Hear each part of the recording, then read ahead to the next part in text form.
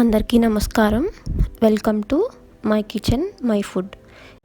ఈరోజు నేను ఎలక్ట్రిక్ కుక్కర్లో పెసరపప్పు కిచిడి ఎలా తయారు చేయాలో చూపిస్తాను. కొత్తగా వంట నేర్చుకునే వాళ్ళకి ప్రెషర్ కుక్కర్లో ఉండేటప్పుడు చాలా డౌట్స్ వస్తాయి. ఎన్ని విజిల్స్ వరకు ఉంచాలి, లేదా సిమ్లో పెట్టాలా, మీడియంలో పెట్టాలా, విసురు ఎన్ని పోయాలి అని ఇలా చాలా డౌట్స్ ఉంటాయి. అందుకే నేను ఈరోజు ఈజీగా ఎలక్ట్రిక్ కుక్కర్లో పక్కా కొలతలతో ఎలా తయారు చేయాలో చూపిస్తాను. ఇక్కడ నేను ఒక గ్లాస్ బియ్యం తీసుకున్నాను. ఒక గ్లాస్ బియ్యానికి అరకప్పు పెసరపప్పు. మీరు ఏ గ్లాస్తో అయితే బియ్యం తీసుకున్నారో అదే గ్లాస్తో హాఫ్ కప్పు పెసరపప్పు తీసుకోవాలి. ఇప్పుడు వీటిని బాగా శుభ్రంగా వాష్ చేసుకొని వాటర్ని డ్రైన్ చేసుకొని పెట్టుకోండి. ఇప్పుడు ఎలక్ట్రిక్ కుక్కర్ స్విచ్ ఆన్ చేసుకొని కింద కుక్ బటన్ ప్రెస్ చేసుకోండి. కొద్దిగా వేడెక్కిన తర్వాత ఇందులో మనం 3 టేబుల్ స్పూన్ నూనె కానీ నెయ్యి కానీ వేయండి. నెయ్యి వేస్తే చాలా టేస్టీగా ఉంటుంది. ఇందులో మనం ఇప్పుడు మసాలా దినుసులు వేసుకోవాలి. మసాలా దినుసులు వేగిన తర్వాత జీడిపప్పు వేసి వేయించుకోవాలి.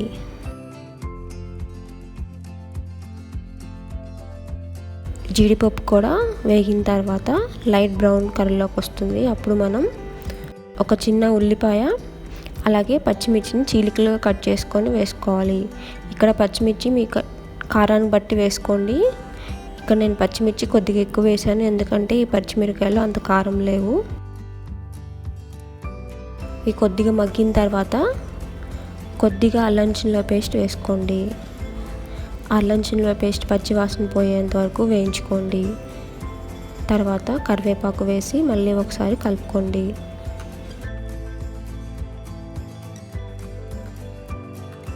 ఇప్పుడు ఇందులో ఒక చిన్న బంగాళదుంప, ఒక టమాటో, ఒక క్యారెట్ని కట్ చేసి ముక్కలుగా వేసుకొని బాగా కలుపుకోండి.